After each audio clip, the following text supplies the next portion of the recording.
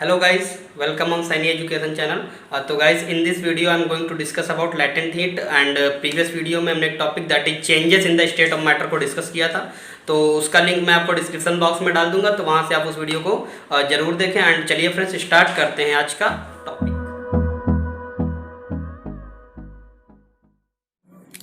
Latent heat. तो friends पहले हम इस वर्ड का मतलब देखते हैं। लैटेंट हीट, लैटेंट का मतलब होता है हिडन।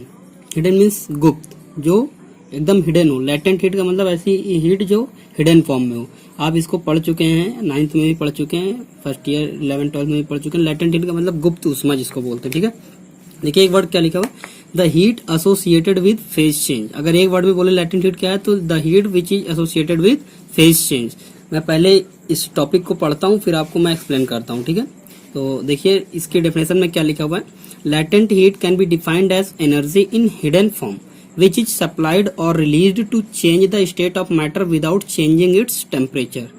मतलब ऐसी हीट जो क्या करे, स्टेट ऑफ मैटर को वन स्टेट से अनदर स्टेट में कन्वर्ट कर दे, बट उसका टेम्परेचर जो हो वो चेंज ना हो। टेम्परेचर क्या होना चाहिए, कांस्टेंट होना चाहिए। और ये जो लैटेंट हीट है, या तो इसको हम सप्लाई करेंगे या तो फिर ये क्या होगी, रिलीज होगी। फॉर एग्जाम्पल आप यहाँ पर देखिए, जैसे मान लीजिए कि हमारा ये क्या है, ये मान लीजिए कि हमारे पास है आइस, जो कि सॉलिड फॉर्म में है। अब इस सॉलिड स्टेट को हम अगर कन्वर्ट करें किसमें, वाटर स्टेट में, मीन्स अगर हम इसको कन्वर्ट करें वाटर में, तो वाटर के पार्टिकल्स क्या होंगे, दूर दूर होंगे। यानी कि ये जो स्टेट ऑफ मैटर जो सॉलिड से किस में कन्वर्ट हो गई है, लिक्विड में कन्वर्ट हो गई है, ठीक। तो इस सॉलिड को लिक्विड में कन्वर्ट करने के लिए हमें कुछ हीट देनी पड़ेगी। तो हीट जो होगी, जब हम अभी मान लीजिए ये सॉलिड जो आइस है, मीन्स ये मान लीजिए आइस है, इसको अगर हम हीट दे रहे हैं, तो हीट क्या हो रही है, हीट में मतलब इसका टेम्परेचर जो 0 डिग्री सेल्सियस, ये टेम्परेचर बढ़ नहीं रहा है। इसमें जो भी हम हीट दे रहे हैं, या मान लीजिए अगर हम इसको अपने रूम टेम्परेचर पर ला करके हम बर्फ को रख दें, तो बर्फ क्या होती है, वो जो है मेल्ट होना स्टार्ट हो जाती है। में जो आसपास के एरिया से उसमें जो टेम्परेचर जाता है, वो टेम्परेचर उस बर्फ के टेम्परेचर को नहीं बढ़ाता है, बल्कि वो टेम्परेचर क्या करता है, इस आइस के जो पार्टिकल्स हैं, इनके बीच में जो बॉन्डिंग है, इनको ब्रेक करने में यूज होती है। क्योंकि ये जो आइस है, जो सॉलिड फॉर्म है, इसमें क्या है, इंटरमॉलिक्यूलर फोर्स ऑफ अट्रैक्शन ज्यादा है, और इसमें क्या होगा, कम होगा, क्योंकि ये लिक्विड में कन्वर्ट हो रहा है। तो आइस हमारा क्या हो रहा है, लिक्विड में कन्वर्ट हो रहा है। इसका मतलब यह है कि आइस का टेम्परेचर भी 0 डिग्री सेल्सियस है, और जो लिक्विड में कन्वर्ट हो रहा है, लिक्विड का भी टेम्परेचर 0 डिग्री सेल्सियस है। बट यहाँ पर जो टेम्परेचर हम यूज, जो अनदर टेम्परेचर यूज हो रहा है आसपास से, वो क्या कर रहा है, वो टेम्परेचर को इंक्रीज नहीं कर रहा है। वो टेम्परेचर को इंक्रीज करने के बजाय इनके बीच में जो बॉन्डिंग है उनको ब्रेक कर रहा है, जिससे ये मेल्ट हो रहा है, ठीक है। तो ऐसा टेम्परेचर जो क्या करे, कुछ और काम करे, हीट मतलब टेम्परेचर को राइज करने के बजाय कुछ और काम करता है, वो टेम्परेचर क्या होता है, हिडन फॉर्म में होता है। इसी को हम लैटेंट हीट बोलते हैं, ठीक है। अब डेफिनेशन समझिए, अभी क्लियर होता है। तो क्या लिखा हुआ, latent heat can be defined as energy in hidden form, जो कि क्या कर सकते हैं हम, या तो सप्लाई करते हैं, या तो फिर वो क्या होती है, रिलीज होती है। किस लिए रिलीज होती है, सप्लाई होती है, to change the state of matter, और विदाउट चेंजिंग इट्स टेम्परेचर। उसका टेम्परेचर जो स्टेट ऑफ मैटर चेंज होगा, उसका टेम्परेचर राइज नहीं होगा, बट उसमें क्या होगा, उसका स्टेट जो है वन स्टेट से अनदर स्टेट कन्वर्ट हो जाएगा, ठीक है। या इसको हम दूसरे लैंग्वेज में देखें तो एक और डेफिनेशन लिखी हुई है, when a change in state of matter occur, temperature does not rise, it remains constant, but heat get absorbed और लिबरेटेड। तो कहने का मतलब है कि जब स्टेट ऑफ मैटर में कोई चेंजेस होता है, तो टेम्परेचर उसका राइज नहीं होता, टेम्परेचर उसका कांस्टेंट रहता है, बट जो हीट है वो या तो एब्जॉर्ब होती है या तो फिर रिलीज होती है, ठीक है। आगे लिखा हुआ है, the heat which results in change of matter without changing in temperature is known as latent heat. तो ऐसी हीट जो क्या करती है, टेम्परेचर को चेंज ना करके सिर्फ स्टेट ऑफ मैटर को चेंज करती है, वो क्या है, लैटेंट हीट है, ठीक है। तो लैटेंट हीट देखिए, जो इसके टाइप्स हैं वो भी देख लेते हैं क्या है। फर्स्ट पॉइंट लिखा हुआ है, लैटेंट हीट ऑफ फ्यूजन। क्या लिखा हुआ है, the heat absorb by melting solid.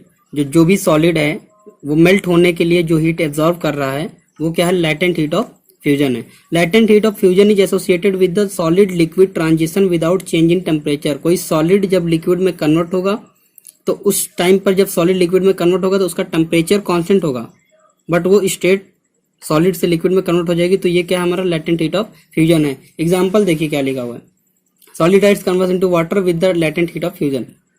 देखिए आइस है, ये बर्फ है, जिसका टेम्परेचर क्या है, 0 डिग्री सेल्सियस है, ठीक है। और इधर क्या है, ये आइस जो है मेल्ट होकर के लिक्विड में कन्वर्ट हो गया, और लिक्विड में जब कन्वर्ट हुआ तो इसका टेम्परेचर क्या है, ये भी 0 डिग्री सेल्सियस है।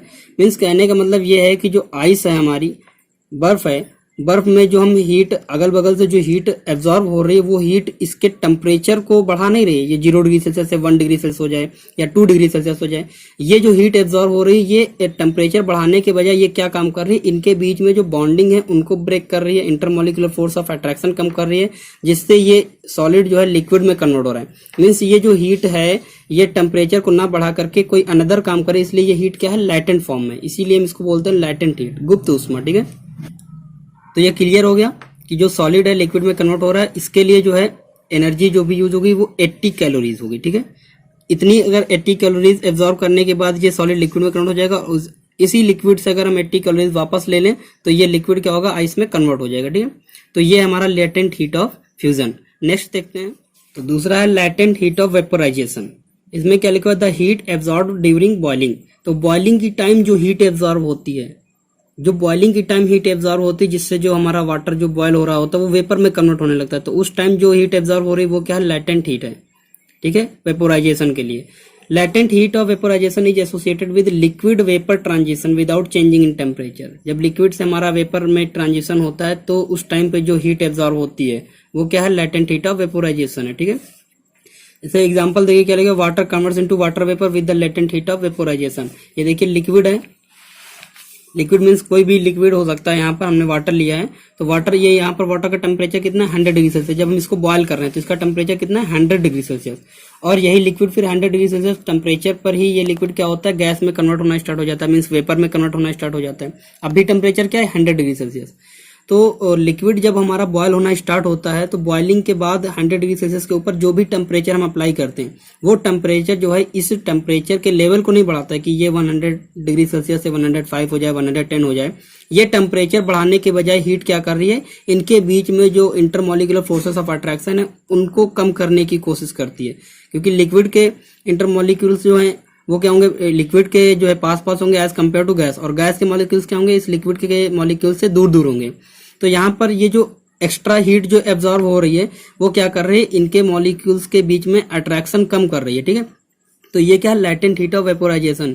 जिस लेटेंट हीट ऑफ वेपोराइजेशन पर क्या होता है कि हमारा जो लिक्विड है वो गैस में कन्वर्ट हो जाता है। ठीक है, तो यहाँ पर भी टेम्परेचर सेम है, बट जो टेम्परेचर है, टेम्परेचर से जो एक्स्ट्रा टेम्परेचर हम यूज कर रहे हैं वो क्या हो रहा है, इस टेम्परेचर को राइज करने के बजाय उनके बीच में कोई अनदर काम कर रहा है, इसलिए इसको हम बोलते हैं लेटेंट हीट।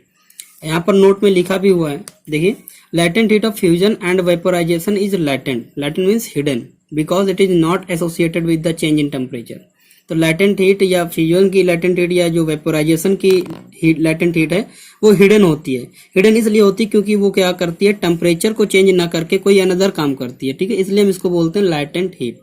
तो फ्रेंड्स, उम्मीद करते हैं कि आपको ये टॉपिक क्लियर हुआ होगा, और अगर इससे रिलेटेड कोई प्रॉब्लम है या कोई क्वेरी है तो आप कमेंट बॉक्स में कमेंट करें, वहां से मैं आंसर देने की कोशिश करूंगा। And okay friends, thanks for watching.